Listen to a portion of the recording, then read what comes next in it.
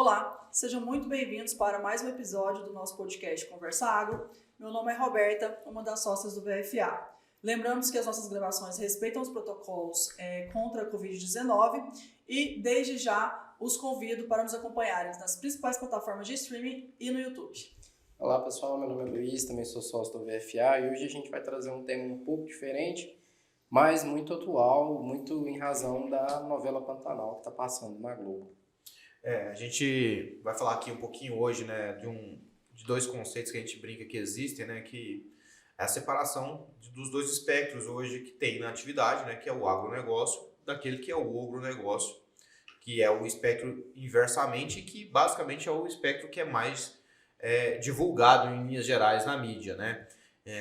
Em regra, a gente vê que poucos programas tratam de fato do agronegócio, como o próprio Globo Rural, mas muitos programas tratam do ogro, em especial aqueles ligados à atividade jornalística. O que você acha sobre isso, Roberto? Eu acho que como vocês já falaram aí, hoje estamos só nós três aqui para discutir para debater esse assunto que sai um pouco do senso comum. E a gente desde já convidar todos para saírem desse senso comum com a gente. Como o Eduardo falou aqui, a gente tem esses dois espectros do agronegócio e do ogronegócio. Mas eu acho que isso não quer dizer que todo produtor está em uma caixinha ou em outra caixinha. Ele pode estar em desenvolvimento para o agronegócio e ele pode simplesmente ser o ogronegócio, que é aquele que a gente defende que sequer devia estar na atividade, né? Que na verdade é uma atividade irregular e que infelizmente acaba tomando conta de algumas matérias, se confundindo com o agronegócio como um todo. Uma das coisas que eu acho que a gente tem que falar, você até falou mais cedo aqui, a gente pode conceituar o agro? Igual a gente conversou. Juridicamente é possível tentar conceituar, né? Não existe essa palavra agronegócio na legislação brasileira, mas existem outras palavras que remetem a essa atividade rural, né? A própria palavra atividade rural, a gente tem produtor rural, a gente vê imóvel rústico, imóvel rural, a gente vê várias palavras que remetem a esse local, né? Mas basicamente, assim, em linhas gerais, o que a gente vê na legislação é tratando mais ou menos, né, a produção de commodities agrícolas, sejam elas vegetais ou animais. Há um debate do que é vegetal e animal em alguns níveis para fins de questões jurídicas, mas em linhas gerais a gente pode ir por esse caminho. Mas eu acho que para essa nossa discussão aqui, a gente pode prolongar um pouco esse conceito. Porque eu acho que a atividade que relaciona com a área vegetal e animal de forma regular, sustentável e em desenvolvimento. A gente está falando aqui de conceitos de agro do ponto de vista jurídico e do ponto de vista de comunicação, Exatamente. né? Quando a gente propõe falar sobre a diferença do agro para o ogro, a gente não está falando do ponto de vista jurídico, tá, gente? A gente está falando aqui do ponto de vista de comunicação. Quais são as diferenças que são perceptíveis entre as atividades. Então a gente tem de um lado um produtor, né, eventualmente, que a atividade dele é baseada, a remuneração dele é baseada na irregularidade, ele depende da irregularidade para encontrar o lucro dele. E do outro lado a gente tem uma outra atividade que, do ponto de vista legal, a atividade dele começa a ser cada vez mais rentável e ele começa a preservar mais e assim se remunerar mais também. Então a gente está falando de dois espectros aqui de produtores que dependem da irregularidade e produtores que dependem da regularidade, esses dentro da questão legal, né, para que possam progredir, crescer e desenvolver não só eles, mas aquela sociedade em volta dele ali, né? Uma das coisas que a gente se propõe a falar aqui, né, Luiz, é que, na verdade, esses produtores irregulares, eles não são a máxima do agronegócio, na verdade, eles são uma parcela menor. Bem pequena, na verdade. Só que é o que ganha destaque. São barulhentos, né? Como se diz, eles ganham destaque nas páginas do agro, mas eles deviam ganhar destaque nas páginas policiais, né? Como o Eduardo falou aqui no começo, a cobertura sobre o agronegócio no Brasil é uma coisa meio estranha, porque esse agronegócio sustentável, legal e que traz desenvolvimento nas regiões onde ele passa, ele não é divulgado na grande mídia. Ele é divulgado nas mídias especializadas que nós aqui acessamos porque a gente trabalha com isso. Agora, na grande mídia, essa informação chega poluída, ela chega deturpada. E eu falei da novela no começo do programa porque existe um personagem lá que a produção, a direção da novela está tentando colocar ali como se fosse alguém que tenta trazer esses conceitos de senso comum sobre o agronegócio, que é o Jové. Só que ele fala umas coisas lá que são umas besteiras meio grandes, assim, e que acaba atrapalhando o agronegócio, né? Se a gente for entrar nessa seara do Pantanal, eu acho que para além desse personagem, que na verdade é o suprassumo do senso comum, né? Como se diz, todos os conceitos equivocados foram jogados no texto dele, eu acho que a gente tem um outro personagem também, que é o protagonista da história, que na verdade, ele, em que pese ele tem a paixão necessária para mexer com agro, isso você vê nas ações dele, na propriedade rural dele, a forma como ele organiza, a própria postura dele. A própria postura dele, que realmente é uma postura, uma postura da parte cultural, do aspecto cultural e social do agro. Na verdade, o comércio dele, o negócio em si, não é, pelo menos pelo que ele transmite nos textos dele, o negócio mais lucrativo e nem atende à melhor tecnologia. Porque hoje a gente tem no Brasil uma tecnologia, falando de agronegócio, tanto para agricultura quanto para pecuária, que é assim, base pioneira em muitas coisas frente ao mundo.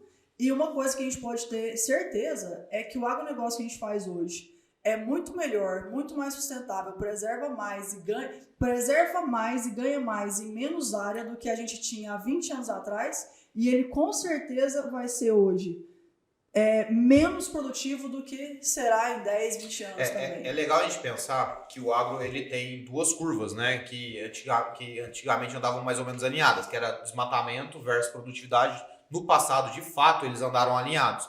Hoje, se você for pegar, o desmatamento tem cada vez caído, né? Apesar da gente ter as mídias que está aumentando na Amazônia, em linhas gerais, no país, o desmatamento vem caindo. Entretanto, a gente tem uma linha de produtividade por hectare. A gente está falando o seguinte, hoje a gente olha para a agricultura e para a pecuária no metro quadrado, a gente não olha mais em termos de fazendas muito grandes. Então, aquela ideia de só o latifúndio ser lucrativo no Brasil já ficou no passado. Então, quando a gente pensa em produtividade, o Brasil vem ano a ano se superando, batendo metas. O que se produzia soja há 15 anos atrás, hoje se produz mais. O que se produzia de arroz numa mesma área, hoje se produz muito mais. E como você falou, daqui 20 anos vai produzir muito mais. Então, a gente tem ganhado escala e produtividade. Significa que todos os problemas acabaram? Não significa isso. Mas, voltando no personagem, uma coisa que chama atenção a gente pensa, ele se vende como uma pessoa sustentável que está sempre preocupada com os funcionários, está sempre preocupada com a natureza, está sempre preocupada com o impacto que ele tem ali dentro daquele ambiente. Muito legal essa parte. Sim. Só que à medida que ele escolhe produzir menos por não utilizar defensivos agrícolas, automaticamente ele está dando um impacto na sociedade, porque ele está diminuindo a produtividade da área dele em detrimento. E em razão disso, né, a gente vai ter um problema de escassez de alimentos se todos os produtores forem por aquele caminho. Na verdade, o que ele defende, até de forma inconsciente, é que ele produz menos em mais área, que é hoje o que ele é o desmatador. Exatamente. Hoje isso vai de encontro a qualquer pensamento, tanto ruralista quanto de preservação ambiental. Eu queria só fazer um parêntese sobre essa questão do desmatamento, que você falou que hoje você tem menos desmatamento. Isso é verdade. Eu queria fazer um parêntese para ficar bem claro o seguinte. A gente tem um desmatamento que é o que está dentro do Código Florestal. Você tira uma licença para isso. Esse desmatamento, de fato, diminuiu. Por quê? Porque hoje você sabe que você produz mais em menos área. Hoje os produtores, os melhores produtores, aqueles que estão mais perto do agronegócio ou já estão no espectro, né, do agronegócio que a gente falou no início do podcast, eles sabem que não é necessário abrir mais áreas para a produção aumentar, né? Você tem um impacto grande no solo, você melhora a sua produtividade. E é caro, né? E é caro, exatamente. Agora, o desmatamento... Caro, mais ou menos. É caro, mas ao longo dos últimos anos ali, eles vêm se tornando mais acessível, principalmente pela atuação das faculdades rurais, das faculdades e universidades que fazem parceria com cooperativas, que têm programas com pequenos produtores e médios produtores. Então, se o produtor quiser procurar, ele vai achar alguém que vai dar essa assessoria para ele, seja pago, seja com uma parceria, com uma imagem. Mas eu acho que a Roberta está falando do aspecto do desmatamento. Exatamente. O parênteses que eu queria fazer é o seguinte, quando a gente fala que diminui o desmatamento, a gente está falando em áreas regulares. Para produtores regulares, o desmatamento diminuiu. Por quê? Porque a abertura de área ela não se coloca hoje como a melhor ferramenta de produção igual era 20 anos atrás, 30 anos atrás. Quando a gente fala de área irregular, aí a gente não consegue falar que o desmatamento diminuiu, porque na verdade as informações estão aí todos os dias. E o que eu quero deixar bem claro aqui é o seguinte: a mesma empresa que traz pra gente fotos de satélite mostra que de um lado o país tem áreas rurais regulares com maiores números de preservação do mundo, é a mesma empresa que traz os números de desmatamento ilegal. Na Amazônia. Exatamente. Então, assim, essas informações, elas não são conflitantes. Você pode ter no mesmo texto falando assim, o agronegócio regular brasileiro é um agronegócio que preserva, ao mesmo tempo a gente tem produção irregular que desmata. E eu completaria, você pode fazer ainda nessa frase que a legislação brasileira é uma das mais duras no mundo relacionadas ao agro, né? E o produtor brasileiro se alinha a essa legislação. E mesmo assim, a gente também pode admitir que em alguns lugares a gente tem falta fiscalização, falta poder de polícia, né? Sim. Porque a fiscalização não é só ir lá e ver o problema acontecendo, mas falta também o poder de polícia de poder, de fato, alcançar aquela irregularidade, né? Falta o ciclo completo, né? Desde Exato. a fiscalização até o cumprimento até de pena. A punição, digamos Exatamente. assim. Só que o problema é que essa informação que a Roberta colocou, que você complementou, não é repassada pela grande mídia. O que chega tá aumentando o desmatamento. Essa diferenciação entre essas duas coisas que a Roberta colocou não acontece. Ela acontece nas mídias que a gente acessa porque são especializadas nesse assunto. Sim. Aí, no senso comum, para a pessoa que está ali no dia a dia dela, que não tem nada a ver com o agronegócio, ela vai ouvir o quê? Que o desmatamento está aumentando por culpa do agronegócio. E aqui eu quero fazer uma distinção, se vocês me permitem, que é o seguinte. A gente tem a informação hoje, né, divulgada por várias entidades aí, de que 50% das áreas preservadas no Brasil estão dentro de propriedades rurais. Se você for pensar, isso é muito maior que qualquer área indígena. Então a gente já tem um senso comum aí que talvez não seja tão adequado de falar que só se preserva se houver áreas indígenas. A gente está vendo que isso é verdade de um certo aspecto, mas também se pode se preservar em outras questões. E a segunda coisa que eu gostaria de levantar é o seguinte, a gente também tem um problema, eu acho, que muitos produtores que são regulares se veem atacados quando se fala daqueles produtores que são irregulares. Aqui a gente quer falar o seguinte, olha, você não se sinta atacado por aquilo que você não faz, não faça.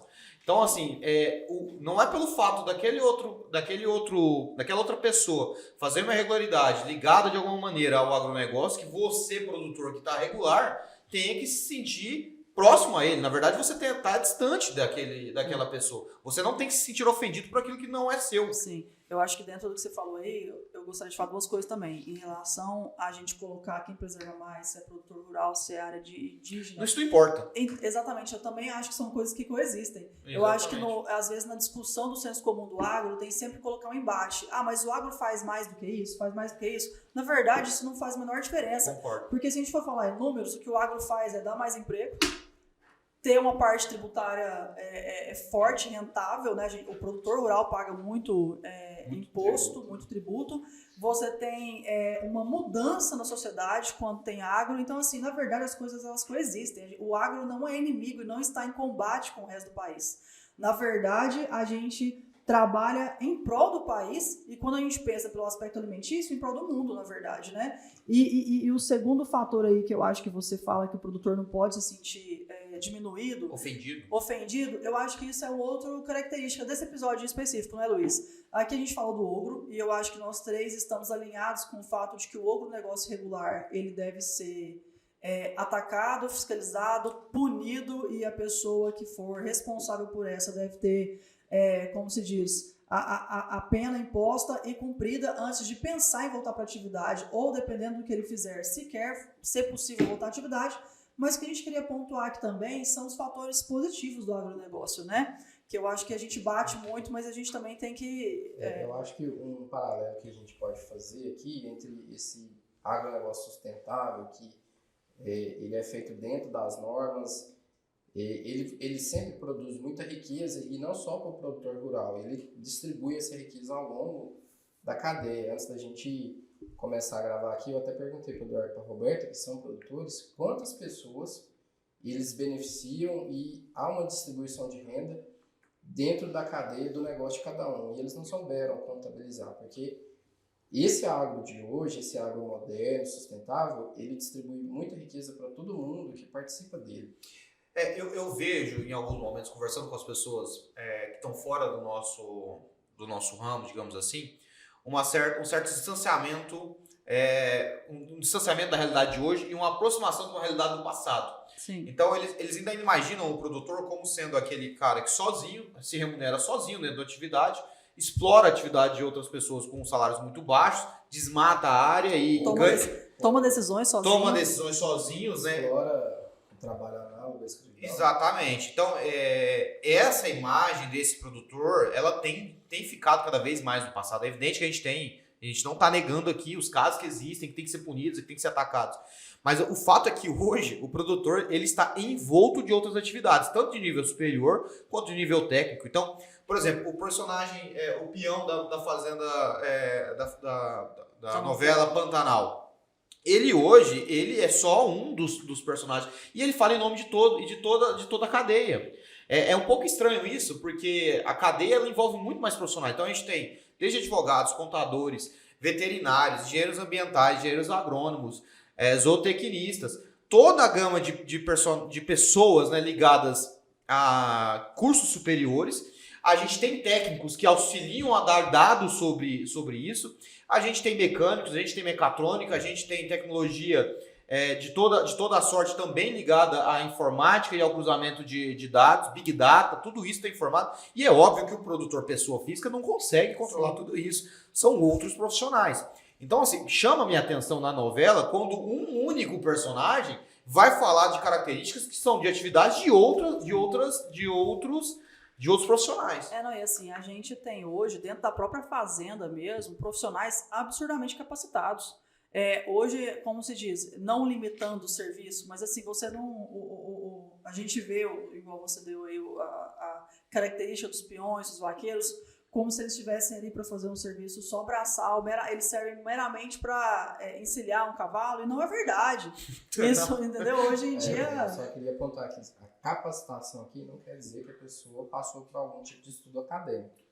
Ela é capacitada, ela é especializada para aquele tipo de serviço e por isso ela é bem remunerada. Sim, e aí o que acontece? Hoje a gente tem uma gama de cursos de extensão do Senar, de empresas privadas que fazem, às vezes elas vão na fazenda, elas dão um curso de capacitação para o funcionário, para o gerente. A gente vê na figura da novela, o gerente é aquela pessoa que meramente fica atrás das pessoas para ver se está cumprindo a função. E a gente sabe hoje em dia que não é isso, né? A função hoje de gerente da fazenda, ele tem um poder dentro da fazenda, o poder até de decisão. Esses dias eu estava conversando com um produtor, né? E ele falou algo que é verdade, né? A gente está caminhando para um nível de exigência documental, estrutural e, enfim, de toda a ordem para o produtor rural tão grande que a gente vê que não é qualquer produtor que vai sobreviver mais na atividade. Sim. A gente tem percebido que está tendo essa transformação.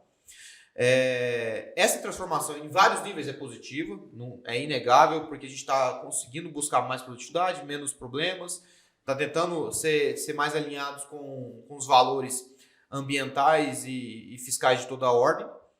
Só que ao mesmo tempo a gente também está afastando produtores que não têm mais essa capacidade gerencial, não de gerenciar a fazenda, mas de gerenciar o negócio. Porque hoje, você pensa, fazenda pequena ou fazenda grande, você tem um negócio. E os negócios conversam, né? E os negócios todos eles conversam. Então você não é mais só aquela pessoa que sabe tocar um trator, que sabe tocar um gado. Você tem que saber lidar com pessoas, você tem que saber liderar pessoas, você tem que saber liderar documentos, você tem que saber ter um controle na tua mão que é muito diferente do que as pessoas fora do nosso ramo imaginam. E o que a gente vê nesses lugares onde o agro já é mais forte, onde você tem essa visão de capacitação, de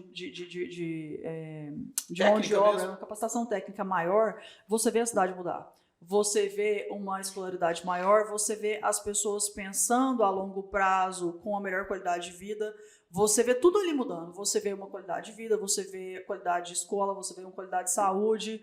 É claro que a gente está falando de Brasil e a gente não pode colocar todas as regiões na mesma caixa. Mas aonde o agronegócio chega...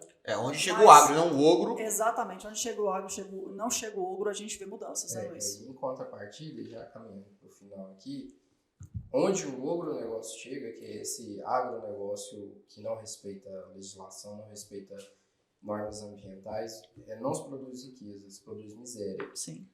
Você tem isso, vários índices sociais que mostram que aonde essa atividade é feita de forma irregular, de forma ilegal, você tem um crescimento de atividades relacionadas a trabalho análogo à escravidão, a atividade criminosa na região aumenta, as pessoas não conseguem acessar a renda que é produzida ali, porque essa renda, como ela é produzida de forma ilegal, ela não vai ser distribuída, ela vai ficar concentrada nas mãos de algumas pessoas ali, e isso é um paralelo que tem que ser colocado. E é interessante você falar isso.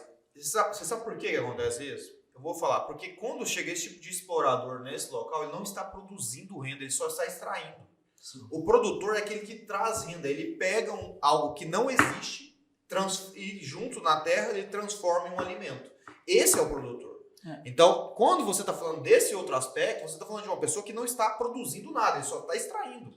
E quando você extrai, a tendência é chegar a zero. Você vai extraindo, chega a zero. O produtor não, aqui é soma. A gente está sempre somando para se produzir mais. Então a gente está somando conhecimento, está somando atividade braçal, está somando também tecnologia, está somando todo tipo de tempo, né, das pessoas. A gente está falando também de tempo. As pessoas precisam ter o direito a serem remuneradas por seu tempo. Sim. E quando você soma tudo isso, é óbvio que a produção vai ser acima de zero. E assim, eu gostaria de pontuar umas questões só antes da gente finalizar, Luiz, que é o seguinte. Uma questão. Quando a gente fala do agronegócio, a gente está falando daquele que realmente tem na base da sua atividade a irregularidade. Certo? É claro que eu não estou colocando todos os produtores rurais que eventualmente receberam alguma notificação, ou eventualmente não pagaram tributo, nada. É claro que eu não estou colocando essas pessoas nessa caixa.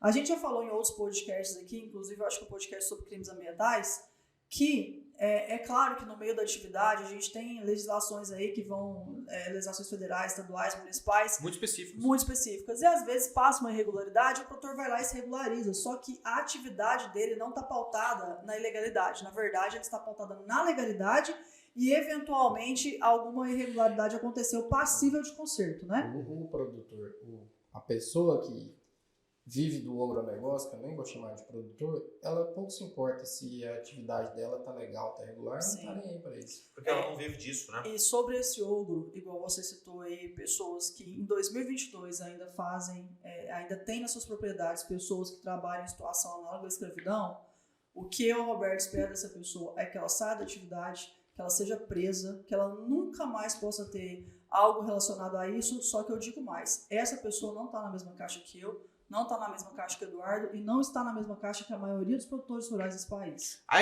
imensa maioria. Né? A gente está falando aqui de mais de 90% dos produtores estão regulares, estão fazendo sua atividade da maneira mais adequada. Então, assim, a gente precisa ter avanço? Precisa.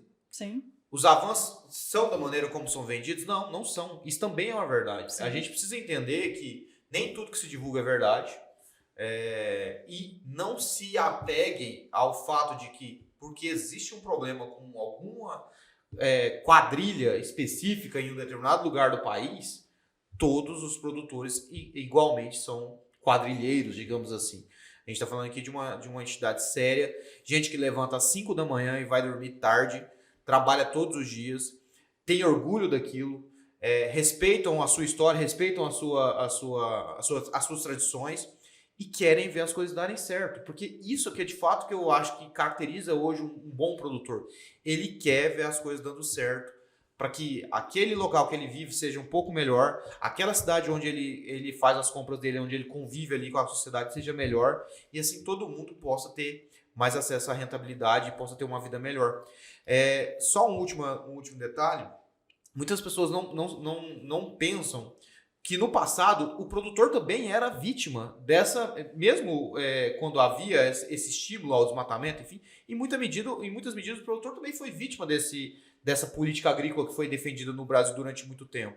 Por quê? Simplesmente era um cara que não tinha espaço para poder, eu tô falando aqui do pequeno e do médio, tá? Não tô falando aqui do latifundiário. Não tinha espaço para poder tirar férias, não tinha espaço para poder cuidar da família dele, ele não tinha espaço para ter uma vida que não fosse a fazenda.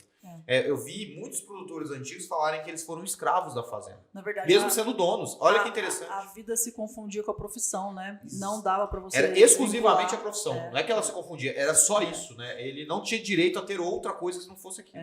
Olha, eu vou ter que pedir desculpa para a equipe aqui, mas faltou um assunto que a gente falou em off aqui, a gente vai ter que falar. que é em relação a pincelar um pouquinho sobre defensiva agrícola. Uhum. A diferença aí do que é propagado. A gente está tendo essas semanas aí alguns problemas de agroprodutores, né? Fazendo atividades completamente legais, aí a gente sai até do campo do agronegócio, eles estão fazendo atividades que vão para o campo penal mesmo, em desfavor de áreas indígenas aí. E, na verdade, aquilo que está sendo jogado ali, de fato, a gente considera um veneno hoje, né? Porque sequer é legalizado no Brasil. Eu acho que a gente tinha que falar um pouquinho, só pincelar essa questão defensiva e trocar. Tá? É rapidinho, desculpa, Luiz. A gente brinca aqui, porque já sinalizaram várias vezes para nós ali que nosso tempo esgotou. Mas a questão dos defensivos agrícolas, ela é complexa no Brasil, primeiro porque, novamente, a grande mídia propaga uma coisa que não é verdade. Os defensivos agrícolas hoje no Brasil, eles são o que a gente tem de mais avançado em questão tecnológica e biotecnologia no mundo. Então, assim, a gente tem que pontuar isso, e quanto mais avançado for, quer dizer que aquele produto que está sendo utilizado, ele vai trazer menos dano, ou não vai trazer dano nenhum, se ele for utilizado da forma correta. É interessante a gente falar que, em português, claro, né, a mídia traz defensivos agrícolas igual a veneno. Veneno, a gente tem, logicamente, o signo na nossa mente de que é algo que destrói a humanidade, né? Se você está tomando um veneno, automaticamente você está se intoxicando e você vai acabar morrendo. Só que é interessante pensar o defensivo agrícola, na verdade, não como veneno. O que o defensivo agrícola na verdade, é de fato um remédio. Então, me vem a pergunta o seguinte: você gostaria de utilizar hoje um melhor remédio, o remédio mais moderno, o remédio mais atualizado, a vacina que acabou de sair, ou você quer usar o remédio de 30 anos atrás? É óbvio que você quer usar o de agora. E, na mesma medida, é o raciocínio para plantas. Se você quer tratar de doenças que estão atacando ela, você quer utilizar o melhor remédio para plantas que tem disponível no mercado, porque ele é mais específico, ele é menos tóxico, em linhas gerais. Então, a gente tem que começar a mudar um pouco essa característica de que veneno não quer dizer, defensivo agrícola não é automaticamente igual a veneno.